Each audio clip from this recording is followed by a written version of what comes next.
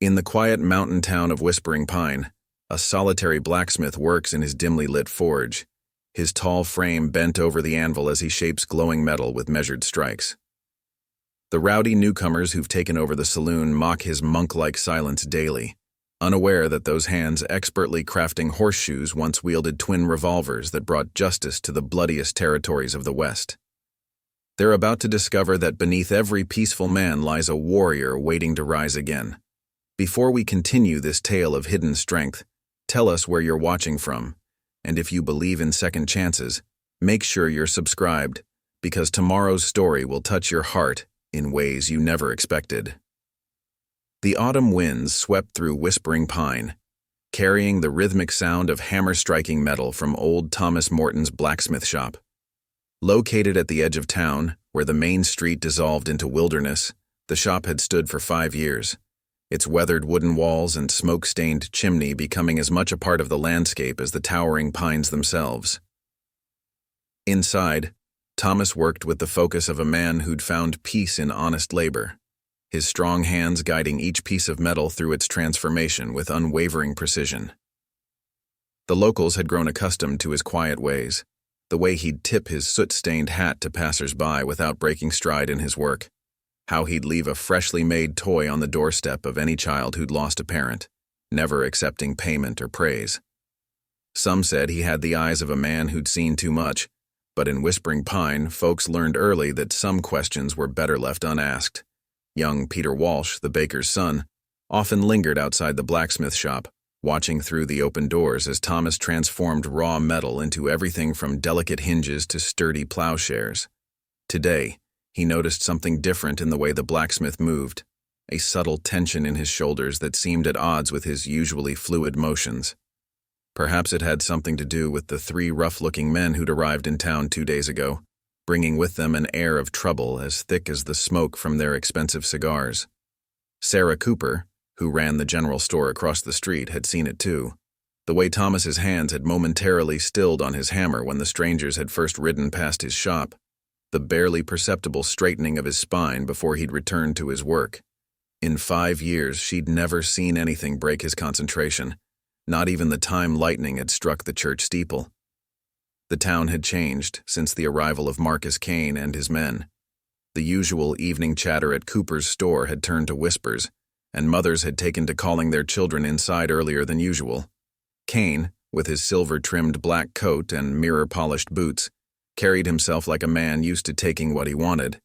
His companion, Frank the Whip Wilson, earned his nickname from the braided leather bullwhip he carried coiled at his hip, while young Charlie Reed, the 3rd member of their group, seemed eager to prove himself with every swaggering step. What the townspeople didn't know, what even the most observant among them couldn't have guessed, was that Thomas Morton's careful attention to Kane and his men wasn't born of fear. Behind the peaceful craftsman's exterior lay the calculating mind of a man who'd spent 15 years as the most feared lawman in the Dakota Territories. The hands that now shaped metal had once been known as Swift Justice Morton, feared by outlaws from the Canadian border to the Nebraska Badlands. Sheriff James Cooper, Sarah's husband, was one of the few who knew Thomas's true identity. He'd recognized the former lawman the day he'd arrived in town, having seen his likeness on wanted posters years ago, not as a criminal, but as the man who'd cleaned out the notorious Red Rock Gang single-handedly. The same gang that had terrorized 3 territories and had counted among its members Marcus Kane's older brother, a fact that would soon turn this peaceful mountain town into a crucible of old vengeance and new justice. As the sun began to set behind the mountain peaks, casting long shadows across Whispering Pine's dusty main street, Thomas finished his day's work with the same methodical precision he applied to everything. He cleaned his tools, banked the forge fire, and prepared for another quiet evening of reading by lamplight. But beneath the floorboards of his modest home, wrapped in well-oiled cloth, lay twin Colt revolvers that hadn't seen the light of day in 5 years, guns that had become legend in the hands of a man who'd chosen to forget their weight. Until now. The cool mountain air carried the sound of raucous laughter from the saloon, where Kane and his men had already begun their evening's entertainment. Thomas sat in his chair by the window, a book of poetry open in his lap, though his eyes occasionally drifted to the street outside. He knew that soon the peaceful life he'd built would be tested, that the past he'd tried to leave behind was about to collide with his present. In the growing darkness, his fingers traced the spine of his book, the same careful touch that had once made him the fastest draw in the territories. Some skills, like some sins, never truly fade. They just wait for their moment to resurface. The mountain town of Whispering Pine nestled in a valley where wilderness and civilization met in an uneasy truce. Surrounded by towering pines that gave the settlement its name, the town had grown from a simple mining camp into a respectable community of about 300 souls.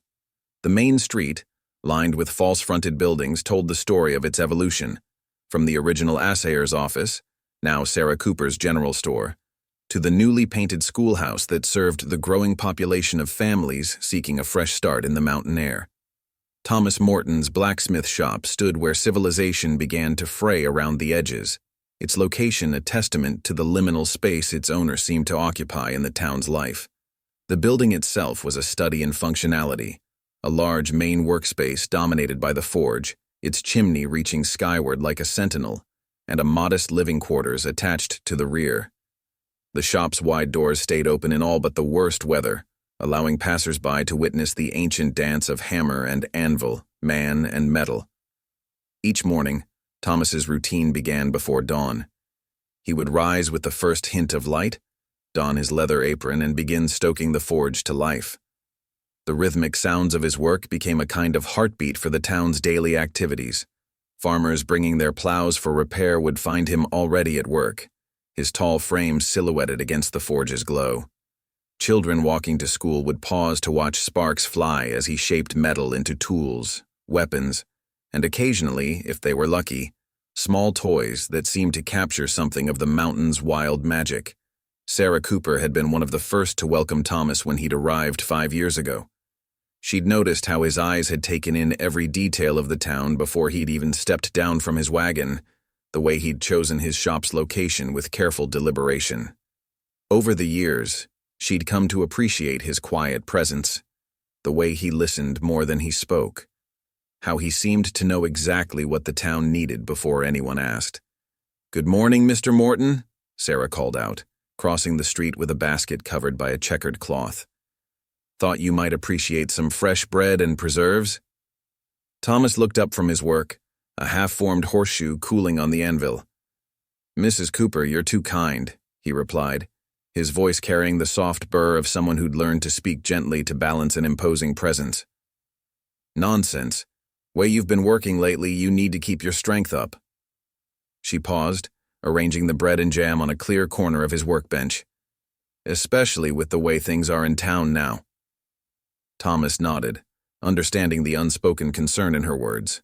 The arrival of Kane and his men had cast a shadow over Whispering Pine's usual tranquility. In just 3 days, they'd established a pattern of subtle intimidation, nothing overt enough for Sheriff Cooper to act on, but enough to set the town on edge. Young Peter Walsh appeared at the shop's entrance, his baker's apron dusted with flour. "Pa sent me to ask if you'd look at our oven door, Mr. Morton. The hinge is acting up again."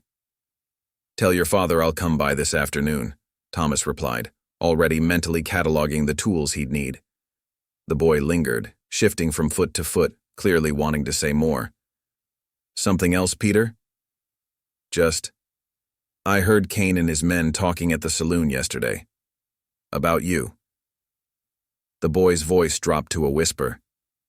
"They were saying mean things, about how a man who works with his hands ain't worth much respect."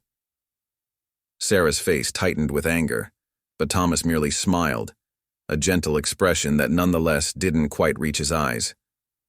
"Words are like horseshoes, Peter. They're only worth something if they're properly shaped and well-placed." As if summoned by the conversation, the sound of horses approached from the direction of the saloon. Kane and his men had apparently begun their day's activities early.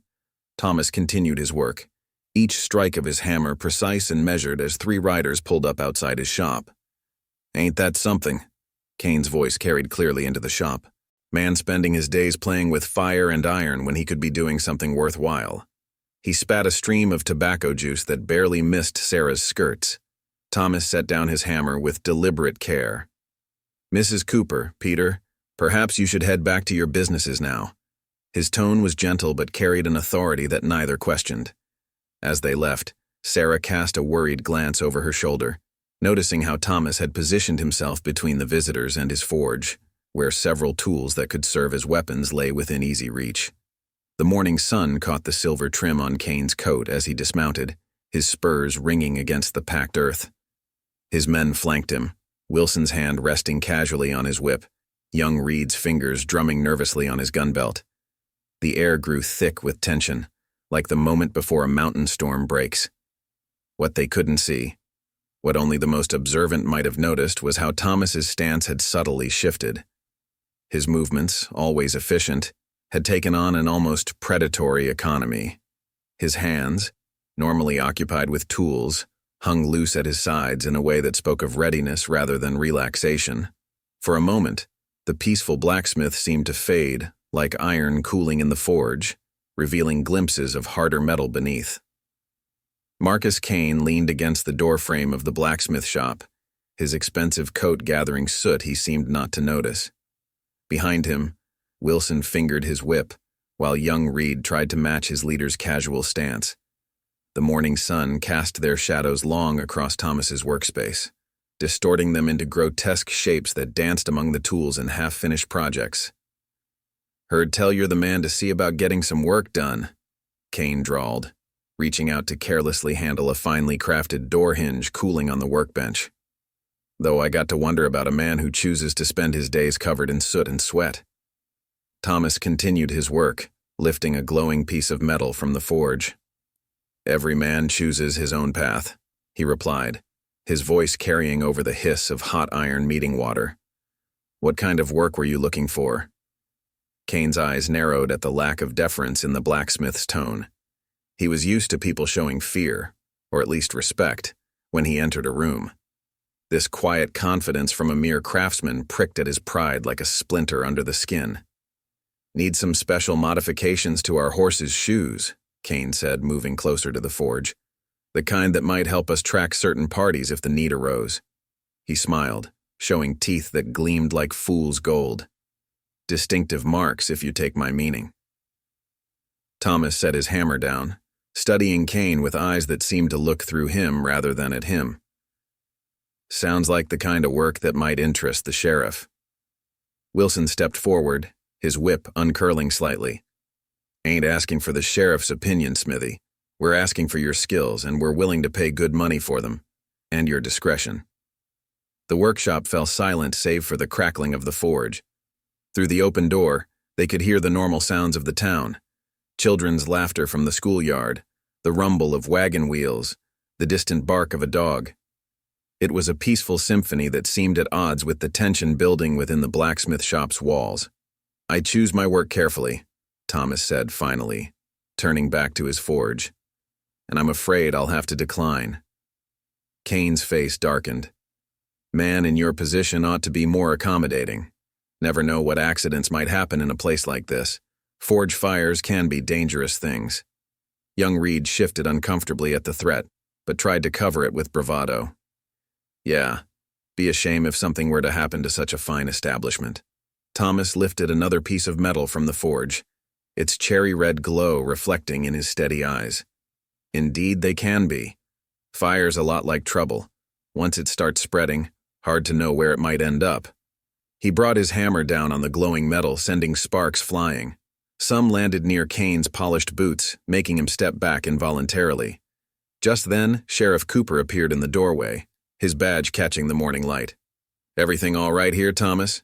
Mrs. Cooper mentioned we had visitors. Kane's demeanor shifted instantly, a snake changing its skin. "Just discussing some business with our local craftsman, Sheriff. Nothing that need concern the law." "Everything in Whispering Pine concerns the law," Cooper replied mildly, though his hand rested casually near his gun. "Especially when it involves threats to honest businessmen." Wilson's whip twitched like a living thing, but Kane laid a restraining hand on his arm. "No threats here, Sheriff. Just a friendly business discussion that seems to have reached its natural conclusion." He turned back to Thomas, his smile never reaching his eyes. We'll be seeing you around, Blacksmith. Man never knows when he might need some ironwork done. As the three men mounted their horses and rode away, Sheriff Cooper watched them go before turning to Thomas. You all right? Thomas nodded, already returning to his work. Nothing I haven't handled before, James. That's what worries me, Cooper replied softly. Word is they've been asking questions about you in other towns. Something about a man matching your description who used to operate up in the Dakota territories. Thomas's hammer paused mid-strike, then resumed its rhythm. Lots of men worked the territories. Not many with your reputation. Cooper lowered his voice further. Not many who could do what you did to the Red Rock Gang. The mention of the gang brought a subtle change to Thomas's posture, like a shift in the wind before a storm.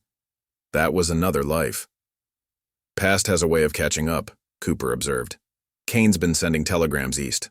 Won't take long for him to learn who you really are. Thomas set down his hammer and looked at his old friend. When I came here, you could have told everyone who I was. Why didn't you? Cooper smiled sadly. Because I saw a man looking for peace. This town needed a blacksmith more than it needed another gun. He paused at the door. But I'm starting to think it might need both.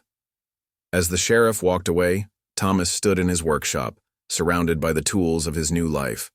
Through the open door, he could see Kane and his men entering the saloon, their shadows stretching across the street like dark fingers reaching for something lost. In the distance, thunder rumbled in the mountains, promising a storm. Thomas turned back to his forge, but his thoughts weren't on horseshoes or hinges. They were on a pair of Colts wrapped in oiled cloth, hidden but not forgotten, waiting like old friends for a reunion none of them wanted, but all knew was coming. Thomas's Thursday routine never varied.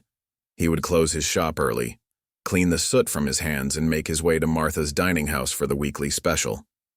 It was a habit 5 years in the making, one the town had come to expect like the turning of the seasons. Today, however, the walk down Main Street carried a different weight.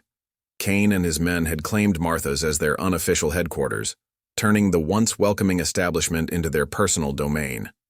The usual dinner crowd had thinned considerably since their arrival, leaving only the bravest or most desperate of patrons to share space with the troublemakers. As Thomas approached the wooden sidewalk leading to Martha's, he noticed young Peter Walsh hiding behind a water barrel, his face etched with concern. Sarah Cooper stood in her store doorway, pretending to sweep while keeping a watchful eye on the scene.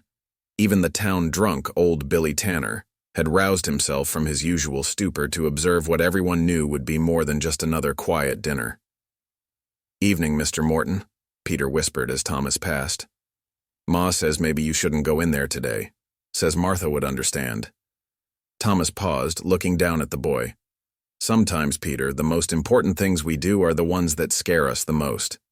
He reached into his pocket and pulled out a small iron horse he'd crafted that morning. Here, for your collection. The boy's eyes lit up as he took the figurine, but his worry didn't completely fade. They're in there right now, Mr. Morton. All 3 of them. Been drinking since noon. Thomas nodded, adjusted his clean shirt collar, and continued toward Martha's. The setting sun cast long shadows through the street, and somewhere in the distance, a church bell tolled the hour. As he reached for the door, he could hear Kane's loud voice carrying through the worn planks, boasting about some past exploit that grew more impressive with each telling. The usual dinner conversations died as Thomas entered, leaving only the sound of Kane's voice and the scrape of chairs on wooden floors. Martha herself stood behind the counter, her usually cheerful face tight with concern. Her hand disappeared beneath the counter where Thomas knew she kept a scattergun for emergencies. Well, look who's decided to grace us with his presence, Kane called out, his words slightly slurred. The man who thinks he's too good to do honest business with paying customers. Thomas moved to his usual table, his movements unhurried but purposeful. Evening, Martha, the usual if you please. Martha nodded, but before she could move, Wilson's whip cracked through the air, knocking over the water glass she'd started to pour. Think the lady needs to hear a please and thank you from someone more worthy than a dirt-covered smith, he sneered.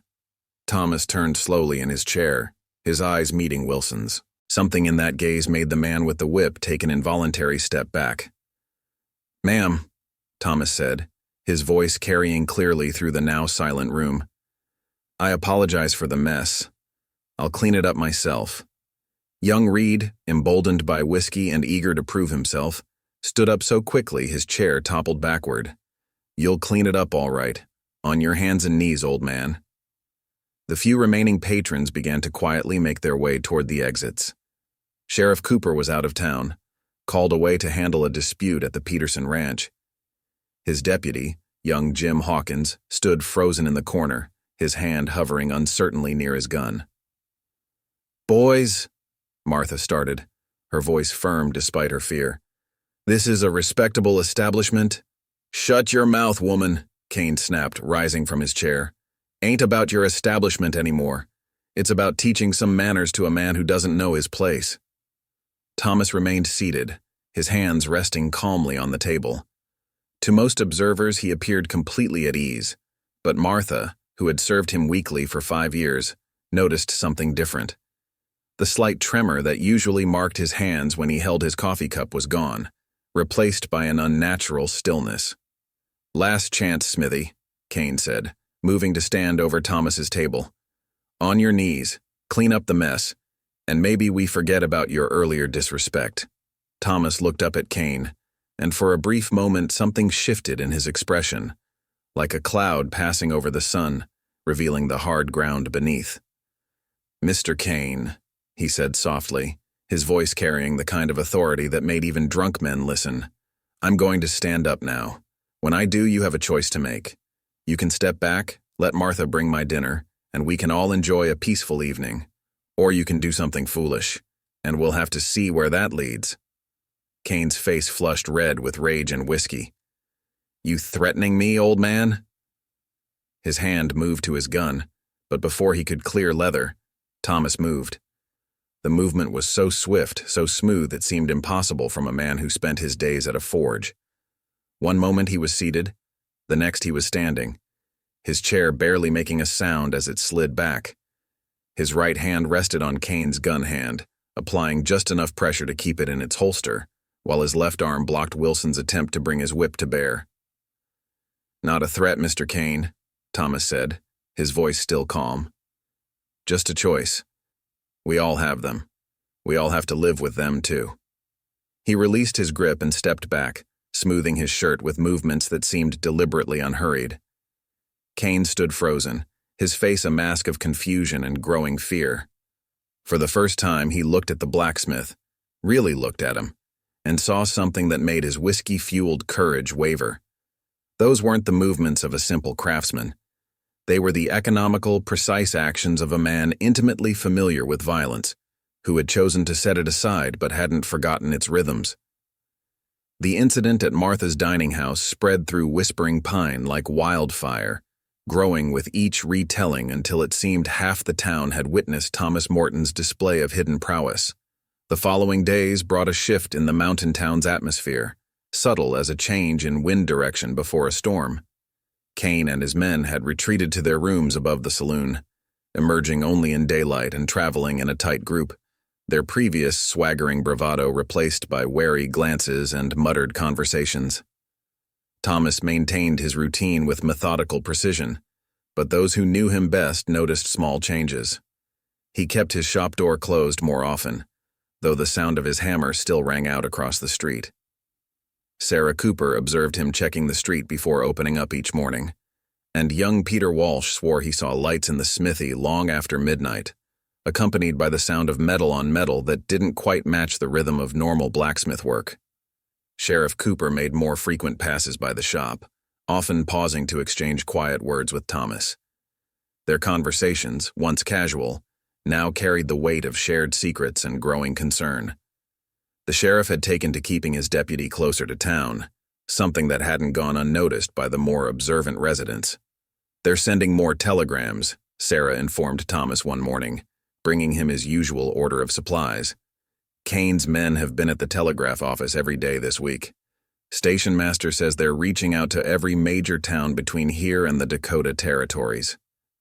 Thomas nodded, carefully arranging his new supplies.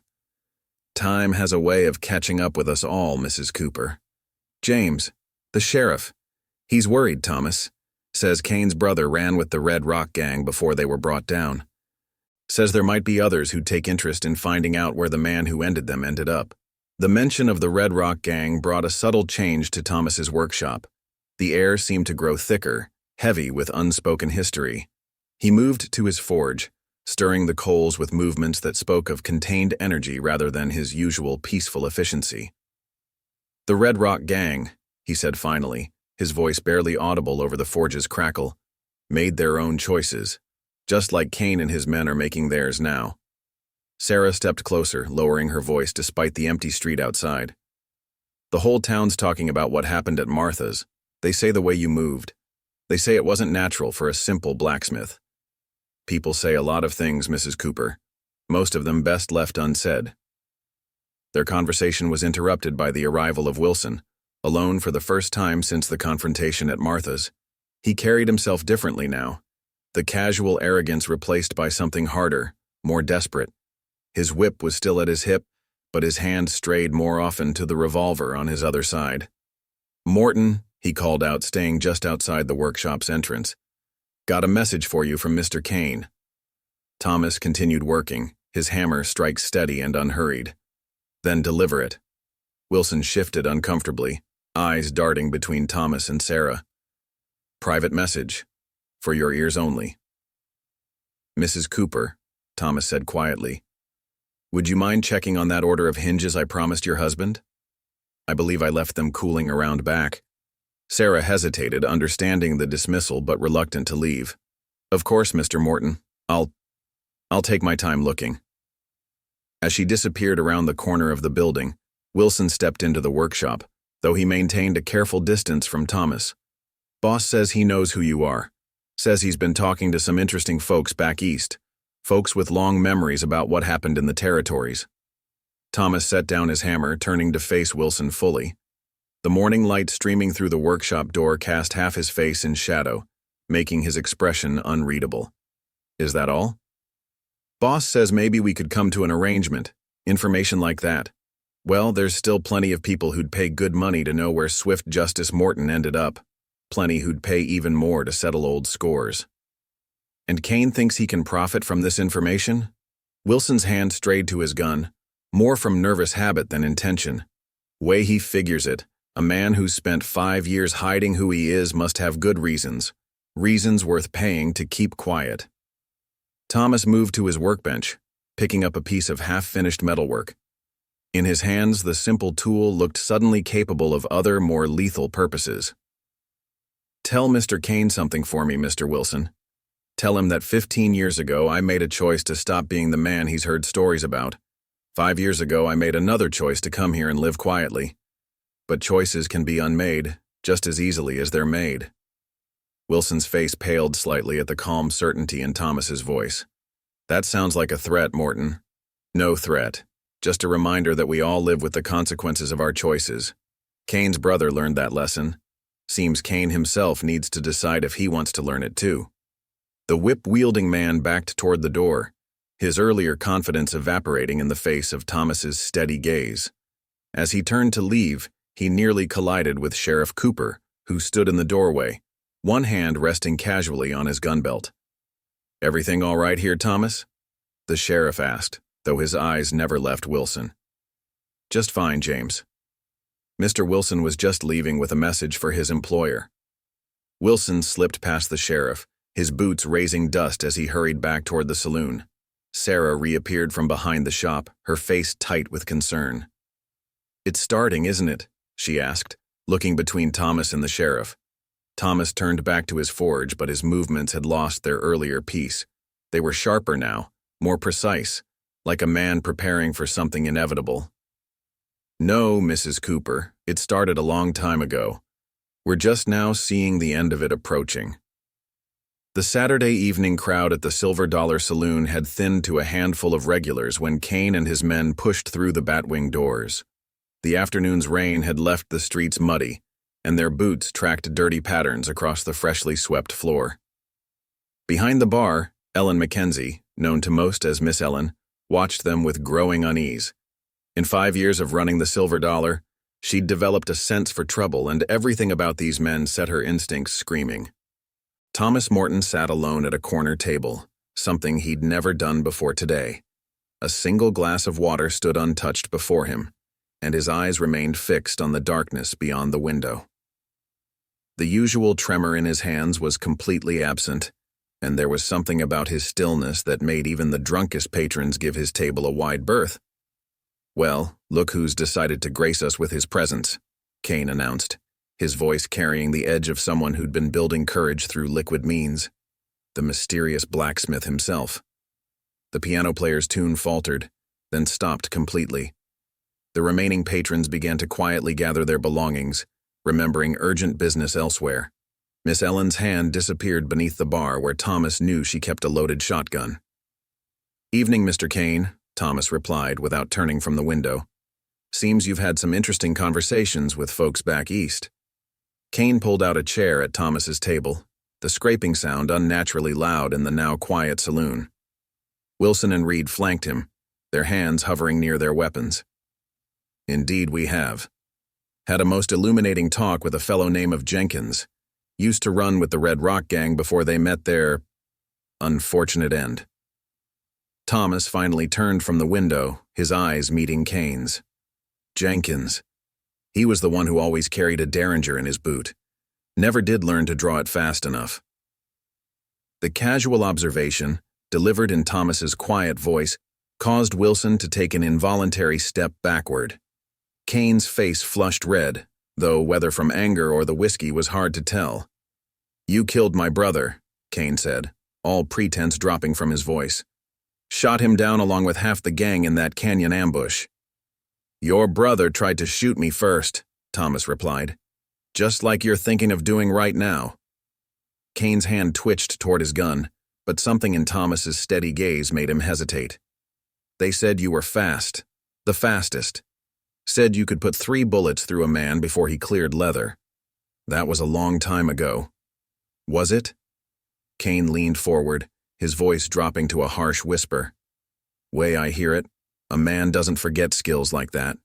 They become part of him like breathing. 5 years of playing blacksmith doesn't change what you are deep down." Thomas's right hand remained visible on the table, but his left had disappeared beneath it. The movement was so subtle that only Miss Ellen, watching intently from behind the bar, seemed to notice. "You're right about one thing, Mr. Kane. A man doesn't forget, but he can choose not to remember." "Choice?" Kane's laugh was ugly. "You didn't give my brother a choice.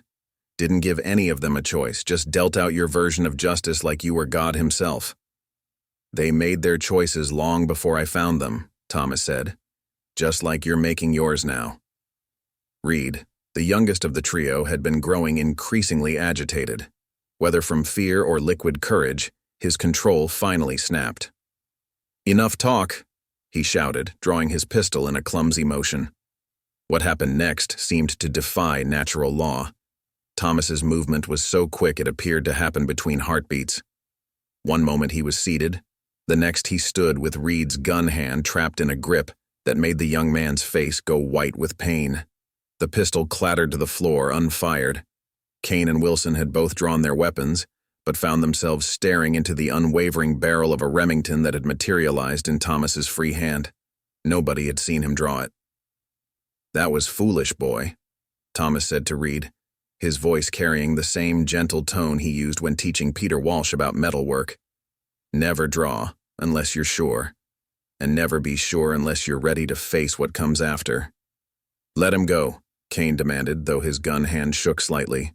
"I will, and then you're all going to walk out of here. Tomorrow you'll ride out of town. This is your only warning." Thomas released Reed's hand, giving him a slight push that sent him stumbling toward the door.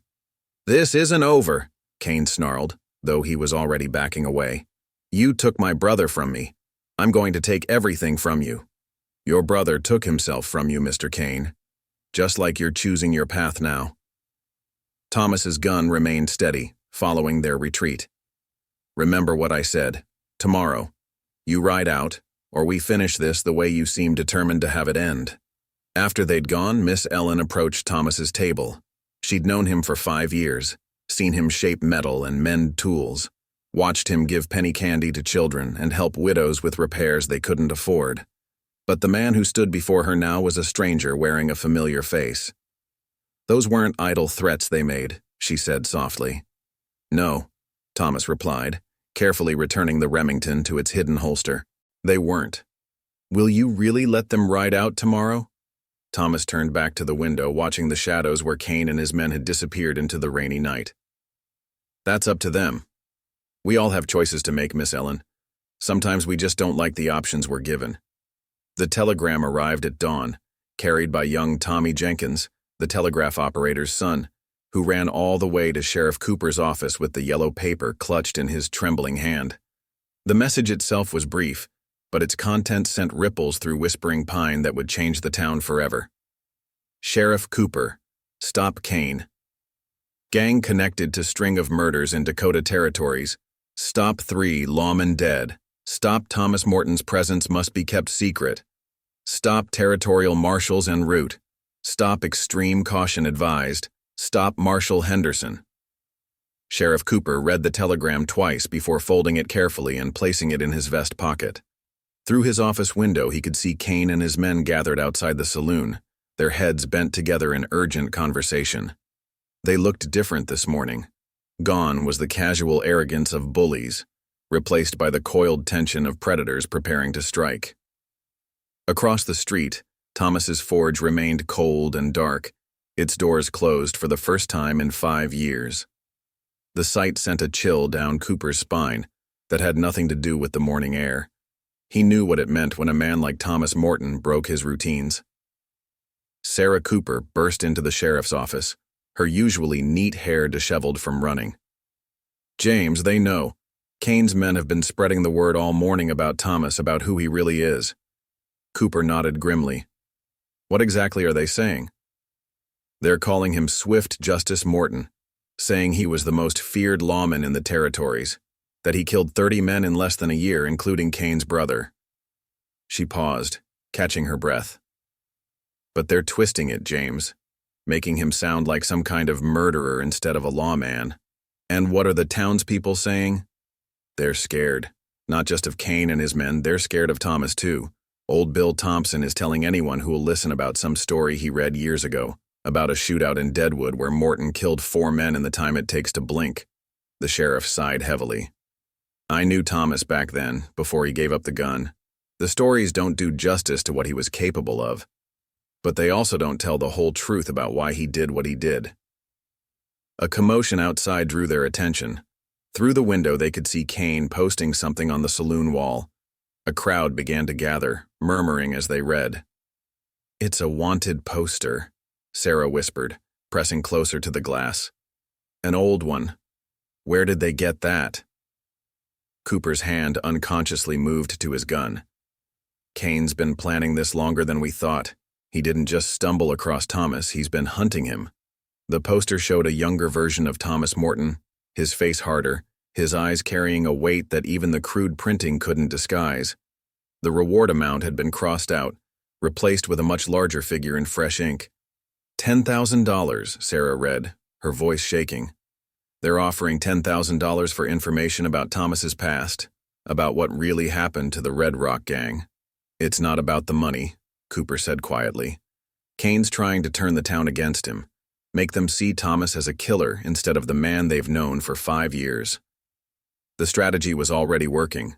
The crowd outside the saloon had grown, their voices rising with a mix of fear and excitement. Even those who'd known Thomas the longest were looking at the poster with new eyes, remembering small moments that suddenly carried different meaning. The precision of his movements, the way he always seemed to know when trouble was coming, the strange stillness that sometimes came over him. Young Peter Walsh pushed through the crowd, tears streaming down his face as he ran toward the blacksmith shop. He pounded on the closed door, shouting, "It's not true, Mr. Morton, I know it's not true."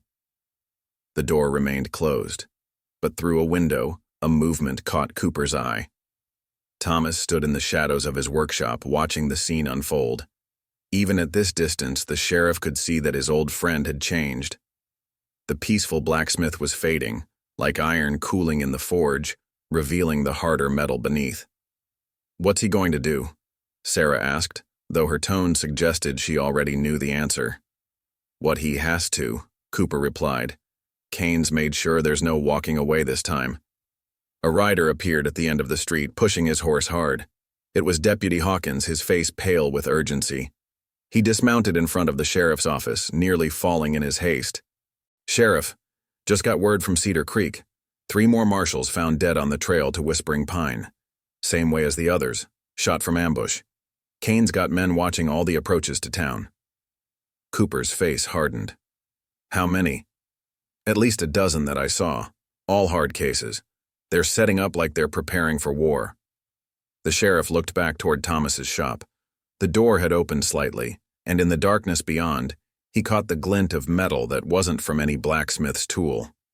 "Not war," Cooper said softly. "A reckoning. Kane spent years planning this, gathering men, tracking down every detail of what happened in that canyon. This was never about money or revenge. It's about making a legend bleed." Sarah gripped her husband's arm. "But why? Why go to all this trouble?" "Because some men can't stand living in the shadow of their failures. Kane's brother died trying to prove he was the fastest. Now Kane's trying to finish what his brother started, and he doesn't care how many people he has to go through to do it." In the growing morning light, Whispering Pine seemed to hold its breath. The town that had offered Thomas Morton a chance at peace was about to become the backdrop for a reckoning 15 years in the making. And somewhere in the shadows of his workshop, a man who had spent 5 years forgetting who he was prepared to remember. The quiet before violence has a weight all its own. In Whispering Pine, it settled over the town like an invisible blanket, muffling normal sounds and making every sudden noise seem sharp as breaking glass. The townspeople had retreated indoors, leaving the streets eerily empty as the sun climbed toward noon. Only the wind moved freely, stirring up dust devils that danced between the buildings like restless spirits. Thomas Morton stood in the deepening shadows of his workshop, surrounded by the tools of his peaceful life. He'd spent the last hour meticulously cleaning and organizing them, each movement deliberate and final, like a man settling his affairs. The forge had grown cold, and the familiar scents of coal and hot iron were fading, replaced by the sharp oil smell of gun leather and the metallic tang of ammunition. Sarah Cooper watched from her store window as Martha Williams made her way down the empty street, carrying a covered basket. The saloon owner walked with determined steps, her back straight, despite the tension that had transformed the town into a powder keg, waiting for a spark. "You shouldn't be here, Martha," Thomas said as she entered the workshop, though he didn't turn from his workbench. "Brought you some food," she replied, setting the basket down. "Figure a man needs to eat, especially on a day like today." She paused, looking around the tidied workshop. "You're really going through with this, aren't you?" Thomas finally turned, and Martha barely suppressed a gasp. The man before her was both familiar and stranger, the gentle blacksmith's features overlaid with something harder, like steel showing through worn paint. He'd changed into darker clothes, and the twin Colts at his hips seemed as natural as the hammer and tongs he'd wielded for 5 years. "Kane's left no choice," he said quietly. "He's brought in gunmen from all over the territory. They're watching every trail, every approach to town. Even if I wanted to leave, they'd never let me reach the tree line." "The marshal's men are dead," Thomas interrupted gently. "Kane's made sure no help is coming. He wants to end what started 15 years ago, and he doesn't care who gets caught in the crossfire." Martha moved closer, her voice dropping to a whisper. "I remember the stories from before you came here. They said you could shoot a man's gun from his hand at 30 paces. Said you once took down 6 outlaws before the first one hit the ground." "Stories grow with telling, Martha. Truth is, I was just better at killing than the men who forced me to kill them." He picked up a small iron horse from his workbench, the last thing he'd crafted. "Never wanted to be good at it. Never wanted the reputation, just wanted to keep good people safe from those who'd harm them. And now? Now I'm going to do what I should have done when Kane first rode into town. Sometimes violence finds you no matter how far you run from it." A sharp knock at the door made them both turn. Sheriff Cooper entered, his face grave. "They're moving, Thomas. Kane's men are taking up positions around the town square. Got at least 15 gunmen that we can see." Thomas nodded, unsurprised. And Kane? Still at the saloon with Wilson and Reed. He's got the young one watching the back of your shop, probably thinking you might try to slip away. He doesn't know me as well as he thinks. Thomas moved to a trunk in the corner, opening it to reveal several gun belts.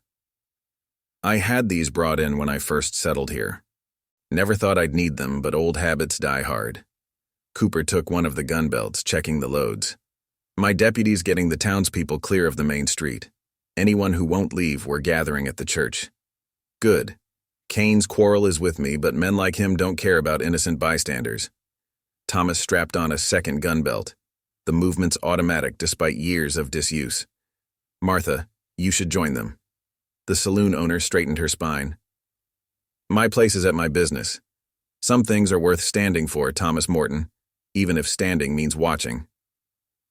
A shot cracked through the morning air, a signal rather than an attack. Kane's voice followed, carrying clearly down the empty street. Morton, time's up. Come face what's coming to you or we start burning this town down around you. Thomas moved to the workshop door, his steps measured and silent despite the weight of guns he carried. James, get Martha to safety. Then do what you can to keep the peace, but don't put yourself between me and Kane's men. This ends today, one way or another. Thomas, Martha said suddenly, reaching out to catch his arm. The man I've known these 5 years, the one who fixed my stove for nothing but a thank you, who taught young Peter about honor through honest work. Was that man real? He turned to her, and for a moment, the hardness in his eyes softened. That man was more real than any legend about Swift Justice Morton, but sometimes, protecting what's real means dealing with those who destroy it. He pressed the small iron horse into her hand. Give this to Peter. Tell him. Tell him sometimes a man has to remember who he was to protect who he's become. Through the window, they could see Kane's men taking up positions, behind water troughs, in doorways, on balconies. The morning sun caught on gun barrels and brass cartridges, turning the peaceful mountain town into a glittering arena of death. Thomas checked his guns one final time, each movement precise and practiced. Time to remind them why they were afraid of the dark all those years ago. He stepped toward the door, then paused. Thank you, both of you, for letting me be just a blacksmith, even if only for a while. The door closed behind him with a finality that seemed to echo through the workshop. Martha clutched the iron horse to her chest, feeling the warmth of the metal that had known peaceful purpose now giving way to the cold necessity of violence. Outside, the wind died completely, as if nature itself was holding its breath, waiting to see what kind of man would emerge from the shadow of legend. The truth about Thomas Morton's past spilled from Kane's lips like bitter whiskey, each word carefully chosen to paint the picture of a lawman who had crossed the line between justice and vengeance. He stood in the center of the street, his silver-trimmed coat gleaming in the midday sun, addressing the few townspeople who dared to watch from windows and doorways. You all think you know him, Kane called out, his voice carrying the weight of old pain and practiced hatred. Think he's just your quiet blacksmith crafting his little trinkets and living his peaceful life. Let me tell you about the real Thomas Morton, the man they called Swift Justice. Wilson and Reed flanked their leader, while other gunmen maintained their positions around the square. From his vantage point in the shadows of his workshop's doorway, Thomas could count 15 men, all positioned with the kind of precision that spoke of careful planning. 15 years ago, up in the Dakota Territory, he hunted down the Red Rock Gang, Kane continued. Didn't bring them in for trial, didn't give them a chance to surrender, just executed them, one by one, in a canyon where their screams echoed off the walls. My brother was among them. Sheriff Cooper, standing near the church where most townspeople had taken refuge, watched the subtle shift in the atmosphere. Kane's words were having their intended effect, making the peaceful folk of Whispering Pine question everything they thought they knew about the man who'd lived among them. But that wasn't enough for Swift Justice Morton. Kane's voice dripped with venom. He hunted down their families too, anyone who might seek revenge, made sure his reputation would keep him safe while he played at being reformed. The accusation hung in the air like gun smoke. Thomas stepped fully into the street, his movement drawing every eye and gun barrel in his direction. The morning sun cast his shadow long behind him, stretching like the ghost of his past across the dusty ground. "That's not how it happened, Kane," Thomas said, his voice carrying the same quiet authority he'd used when teaching Peter Walsh about metalwork. "Your brother and his gang weren't just outlaws. They were butchers. They murdered families, burned homesteads, left children orphaned across 3 territories. They were men making their way in a hard world." Kane's face flushed with rage. "They were rabid dogs," Thomas replied, taking another step forward. "And sometimes rabid dogs need to be put down before they can spread their disease further." Sarah Cooper, watching from her store window, saw how Thomas moved. Each step measured, his hands hanging loose at his sides, but his fingers never far from the Colts at his hips. It was like watching a mountain cat stalk its prey, every movement holding deadly purpose beneath apparent calm. "Tell them about Miller's Creek," Thomas continued, his voice hardening. "Tell them how your brother's gang found that settlement of peaceful farmers, how they murdered the men, violated the women, and burned the children alive in the church. Tell them why I started hunting the Red Rock gang in the first place." Kane's face went pale, then red with fury. "You're lying." "Am I? Ask Wilson there. He was riding with them back then, wasn't he? Before he changed his name from Wilson Tate to Frank Wilson. He was there at Miller's Creek. Weren't you, Wilson?" All eyes turned to the man with the whip, who had gone deathly pale. His hand trembled where it rested on his weapon. "That's right," Thomas said softly. "I recognized you the moment you rode into town, just like I recognized the way Kane handles his gun. Same as his brother. Same tendency to draw a fraction too high. Same tell in his left shoulder before he moves." Young Reed looked between his companions, confusion and fear warring on his face. "Boss? What's he talking about?" "He's talking about justice, boy," Thomas answered for Kane. "Real justice, not the kind your boss has been selling you, the kind that comes for men who think they can outrun their past by burning everything in their path." Kane's control finally snapped. "Enough! You took everything from me, Morton. My brother, my future, my name. I spent 15 years building this moment, gathering men, tracking you down. You think you can hide behind that badge of righteousness? You're nothing but a killer who found a convenient excuse." "You're right about one thing," Thomas replied, and something in his voice made even the hardened gunmen shift uneasily in their positions. "I am a killer, best at it that ever rode the territories. Difference is, I killed because someone had to stop men like your brother. You kill because you enjoy it." The tension in the street had reached breaking point. Even the mountain wind seemed to hold its breath, waiting to see which way violence would fall. Thomas stood alone in the middle of the street, surrounded by gun-hungry men, yet somehow he seemed to fill the space with his presence. "Last chance, Kane," Thomas said, his voice carrying the weight of 15 years of peace about to be shattered. "Take your men and ride out. Let the past stay buried where it belongs." Kane's laugh was harsh and bitter. "You want the past buried? I'll bury you with it. I'll make sure every person in this town watches their peaceful blacksmith die in the dust. Then I'll burn this place to the ground just like my brother would have wanted." Thomas's eyes hardened, and in that moment, the peaceful craftsman vanished completely, replaced by the legend that had once made even hardened outlaws check their shadows. "Then you best make your move," he said softly, "because I won't give you another chance." The street fell silent, the kind of silence that comes before thunder. Every man present knew that the next word spoken would be drowned out by gunfire, and the peaceful town of Whispering Pine would never be the same again. Sheriff Cooper watched from the church steps as Thomas Morton made his final preparations. The transformation was complete now. The quiet blacksmith had given way entirely to swift Justice Morton, and the change was like watching iron become steel in the forge's fire. "Get those people to the back of the church," Thomas instructed, his voice carrying the kind of authority that made even the sheriff straighten his spine. "Kane's men will be shooting to kill, and they won't care what's behind their targets." The morning sun cast harsh shadows across the street as Thomas methodically checked his weapons one final time. The twin Colts gleamed with the kind of care that spoke of regular maintenance, despite 5 years of disuse. A third gun, a compact derringer, was secured in a hidden holster at his lower back, a precaution born from hard-learned lessons. 15 of them, Cooper observed, though he knew Thomas had already counted every gun. Plus Kane, Wilson, and Reed, 18 against 1.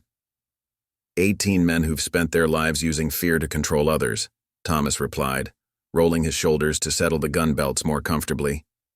Against one man who spent his life learning how to end such men. From their positions around the square, Kane's men watched with the nervous tension of wolves encountering a bigger predator. They'd heard the stories, but stories were supposed to be exaggerations, tall tales told around campfires. The way Morton moved suggested the stories might have understated the truth. Sarah Cooper appeared at the church door, her face pale but determined. "Thomas, there's something you should know. Peter Walsh, he's missing. His mother says he was supposed to be in the church with the others, but no one's seen him for the past hour." Thomas's expression didn't change, but something flickered in his eyes. "Where would he go?" "He keeps his special collection in the loft above my store," Sarah said.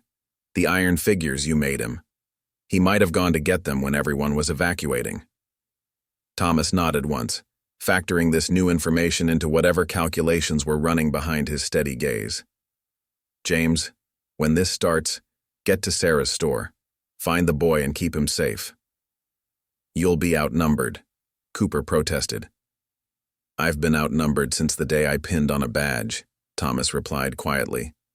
"Numbers don't matter when you understand what men like Kane can't, that it's not about being the fastest or the strongest. It's about being the most certain." A shout from down the street interrupted them. Kane had emerged from the saloon, his silver-trimmed coat almost painfully bright in the morning sun. Wilson and Reed flanked him, and there was something desperate in their stance that made them more dangerous than the hired guns surrounding the square. "Time's up, Morton," Kane called out. "No more talking, no more choices. This ends now." Thomas turned to Cooper one last time. "Whatever happens, keep the townspeople safe. This is between me and them." "Thomas," Sarah said suddenly, "we've known you for 5 years, been proud to call you neighbor and friend. Whatever happened in the past, whatever's about to happen now, you're still the man who helped build this town." A ghost of a smile touched Thomas's lips. "Thank you, Sarah. Sometimes a man needs to remember who he is to become who he needs to be." He turned to Cooper. "Good luck, old friend." With that, he stepped out into the street, his movements fluid and purposeful. The peaceful blacksmith was gone completely now, replaced by something that seemed to draw the very light around it into sharp, deadly focus. His hands hung loose at his sides, but there was a coiled energy in his stance that made every gunman in sight adjust their grip on their weapons. Kane's voice carried across the square, dripping with 15 years of cultivated hatred. "You remember the canyon, Morton? Remember how the echoes carried every shot, every scream? Today you'll hear those echoes again. Only this time, they'll be your own." "You're right about one thing, Kane," Thomas replied, his voice carrying clearly despite its softness. "There will be echoes today, but they won't be mine." The wind picked up, stirring dust devils in the street between the two men. Somewhere in the distance, a church bell tolled the hour, its sound carrying across the sudden, complete silence that had fallen over Whispering Pine. Every man present felt the weight of the moment, the sense that they were about to witness something that would be spoken of in whispers for years to come. Thomas's eyes swept the square one final time, noting every position, every gun barrel aimed in his direction. His hands remained still at his sides, but there was a subtle shift in his stance, the kind of shift that experienced gunmen recognized as the calm before the storm. "Last words, Morton?" Kane called out, his hand hovering near his gun. Thomas's reply was soft, but in the dead silence, every word carried clearly. "Some legends never die, Kane. They just wait for the right moment to remind people why they became legends in the first place." The street held its breath, waiting for the violence that everyone knew was coming. In that moment of perfect tension, Thomas Morton, blacksmith, peace seeker, and reluctant legend, prepared to show Whispering Pine why the name Swift Justice had once made the bravest men in the territories check their shadows and pray they never heard the sound of his approaching steps. A single bead of sweat rolled down Kane's temple, catching the glint of the morning sun. His fingers twitched near his holster, betraying the same tell Thomas had noticed in his brother 15 years ago. In that crystallized moment before violence erupted, time seemed to slow, allowing Thomas to take in every detail with the clarity that had made him legendary. 3 men on the hotel balcony, their rifles trained on his position. 4 more behind the water trough to his left, revolvers already drawn. 2 in the alley beside the general store, positioned to catch him in a crossfire. The rest scattered strategically around the square, each chosen for their reputation with a gun. Kane had spent years planning this, gathering men who prided themselves on their speed and accuracy. "You know what your brother's last words were, Kane?" Thomas asked, his voice carrying across the deadly silence. "He said the same thing you're thinking right now, that one man can't be as fast as the stories say." Kane's face contorted with rage. "Kill him!" The world exploded into motion and gunfire. Thomas moved like lightning made flesh, his hands becoming a blur that seemed to defy natural law. The first 2 shots came from his right hip, taking down the men on the hotel balcony before they could squeeze their triggers. His left hand drew and fired in the same fluid motion, catching one of the water trough gunmen in the shoulder as he emerged to fire. "Sweet Jesus," Sheriff Cooper whispered from his position near the church, watching as Thomas spun and fired again. 2 more men fell, their shots going wide as Thomas's bullets found their mark with surgical precision. Kane's voice rose above the chaos. "Spread out! Don't let him get set!" But Thomas was already moving, his steps a deadly dance that seemed choreographed to the rhythm of gunfire. He rolled behind a wagon as bullets splintered the wood around him, came up firing, and 2 more of Kane's men dropped their guns with shattered hands. Wilson's whip cracked through the air, trying to ensnare Thomas's gun hand, but Thomas had anticipated the move. He caught the whip's end around his left Colt, yanked Wilson off balance, and put a bullet through the man's thigh. Wilson went down screaming, his famous whip now lying useless in the dust. "He's not human!" young Reed cried out, his nerve breaking as he watched Thomas move through the hurricane of lead like a ghost. The young gunman turned to run, only to find his path blocked by Thomas's next shot, which knocked his gun from his hand and sent him sprawling. From her vantage point in the general store, Sarah Cooper watched in awe, as the peaceful blacksmith they'd known transformed into something else entirely. Every movement was precise, every shot perfectly placed. He wasn't just shooting to kill, he was disarming, disabling, using his legendary skill to end the fight with as little death as possible. "The stories were wrong," she heard one of Kane's wounded men gasp. "They didn't tell half of it." Kane, seeing his carefully laid plan unraveling, charged forward with a roar of frustration and hate. His first shot caught Thomas's sleeve, tearing the fabric but missing flesh. His second went wide as Thomas seemed to flow around the bullet's path like water around a stone. "Stand still and die, damn you!" Kane screamed, firing again and again until his gun clicked empty. Thomas emerged from the gun smoke like an avenging spirit, both Colts aimed at Kane's chest. "Drop it," he commanded, his voice still carrying that same quiet authority that had marked his days as a blacksmith. "Can't kill me, Morton," Kane sneered, though his empty gun shook in his hand. "You need me alive to tell the truth about what really happened in that canyon, about how you murdered those men in cold blood." "The truth?" Thomas's eyes narrowed. "The truth is in the graves of the families your brother's gang killed. It's in the nightmares of the children they orphaned. It's in every dark deed that made me what I had to become to stop them." A movement caught Thomas's eye. Young Peter Walsh, peering from the general store's upper window, his face a mixture of fear and awe. In that moment of distraction, Kane made his move, drawing a hidden derringer from his sleeve. Time seemed to crystallize again. Thomas saw Kane's finger tightening on the trigger, saw the barrel aimed not at him but at the window where Peter watched. In that fraction of a second, the legend of Swift Justice Morton was reborn in its purest form. Thomas's shot cracked across the square like thunder, striking Kane's derringer with such precision that the gun shattered in his hand. His second shot followed so quickly that witnesses would later swear they heard only one report. catching Kane's gun belt and spinning him to the ground. The silence that followed seemed deafening. Gun smoke drifted across the street like morning fog, carrying with it the acrid scent of spent powder and shattered dreams. Kane lay in the dust, clutching his bleeding hand, surrounded by his wounded and disarmed men.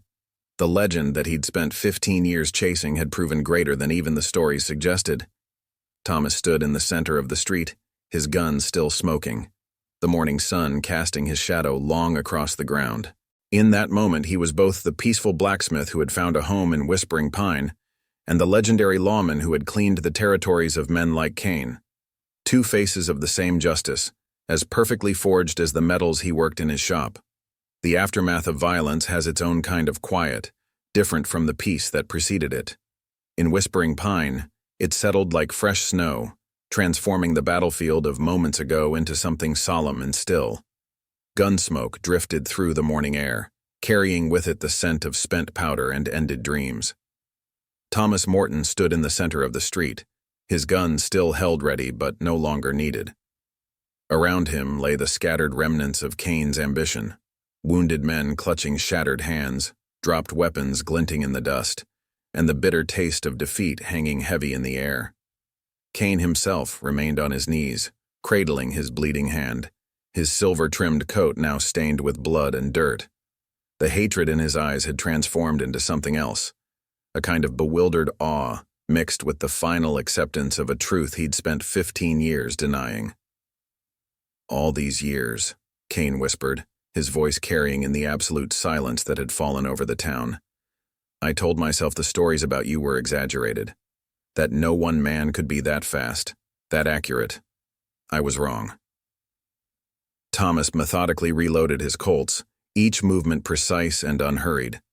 The stories were never about speed, Kane. They were about necessity, about what a man becomes when there's no other choice. Sheriff Cooper emerged from behind his cover, his deputy close behind. They began the process of disarming and restraining the wounded men, while Thomas kept his attention fixed on Kane. "The territorial marshals will be here by sundown," Cooper announced. "The ones you didn't manage to ambush. They'll want to know about the murders in Dakota Territory." Kane's laugh was hollow. "Murders? Everything I did was to avenge my brother, to expose this man for what he really is." "And what am I, Kane?" Thomas asked softly. "A blacksmith who found peace in honest work? Or the legend you spent 15 years chasing? Maybe I'm both. Maybe that's what justice really looks like. Not just the dealing of it, but the choice to put it aside when the time comes." The townspeople began emerging from their shelters, first a few, then more, drawn by the realization that the danger had passed. They gathered at the edges of the street, witnessing the final act of a drama that had transformed their peaceful town into the stuff of legend. Young Peter Walsh broke away from his mother's grasp and ran to Thomas, his eyes wide with a mixture of fear and admiration. "Mr. Morton, are you still our blacksmith?" Thomas knelt down to the boy's level, carefully holstering his guns. "Peter, remember what I taught you about metal? How the strongest blades are the ones that can bend without breaking? A man's the same way. Sometimes he has to bend back to what he was to protect what he's become." Sarah Cooper approached, carrying something in her hands, the first iron horse Thomas had ever made for Peter. "The town will need time to understand," she said quietly, "to reconcile the man who shaped metal with the one who shaped justice today." "They'll have time," Thomas replied, standing slowly. "Kane's hunt is over. The legend of Swift Justice Morton can go back to being just that, a legend." The sound of horses approaching drew everyone's attention. Deputy Hawkins rode in, leading a string of horses. "Marshall's men are about half a day out," he reported. "They'll want statements from everyone about what happened here." Thomas nodded, then turned to face the gathered townspeople. His voice carried clearly, though he spoke softly as always. "What happened here today was the end of something that began 15 years ago. A story about justice and vengeance, about who we choose to be and who we're forced to become. Some of you may look at me differently now, knowing what I was, what I can still be when necessary. That's your right. But know this. Every piece of metal I shaped in that forge, every tool I mended, Every lesson I taught, that was just as real as what you saw today. Martha Williams stepped forward, her eyes glistening. Will you stay, Thomas, now that everyone knows? Thomas looked toward his workshop, where the forge stood cold but ready. A man can't run from who he is, he said finally, but he can choose how to use what he knows. I chose this town 5 years ago. If you'll have me, I'll choose it again. Kane, being led away in handcuffs, called out one last time. They'll come for you, Morton. Others who've heard the legend, who want to test themselves against swift justice. Thomas turned to him, and in his eyes was both the hardness of the lawman and the patience of the craftsman. Let them come. They'll find what you found, that some legends are best left to rest and some men are best left to their chosen peace. As the sun climbed higher over Whispering Pine, Thomas Morton walked back to his workshop. The townspeople watched him go, seeing now both the man they'd known and the legend he'd been. He paused at the door, looking back at the street where violence had bloomed and faded like a desert storm. Tomorrow, he knew, he would light the forge again.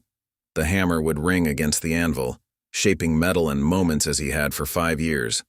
But now each strike would carry a different meaning, a reminder that every man chooses his own path, and sometimes the truest justice lies not in the dealing of it, but in the wisdom to know when to set it aside. The legend of Swift Justice Morton would live on in stories and whispers, but here in Whispering Pine, a blacksmith would continue his work, forging not just metal, but the kind of peace that comes from knowing exactly who you are, and choosing, every day, who you want to be.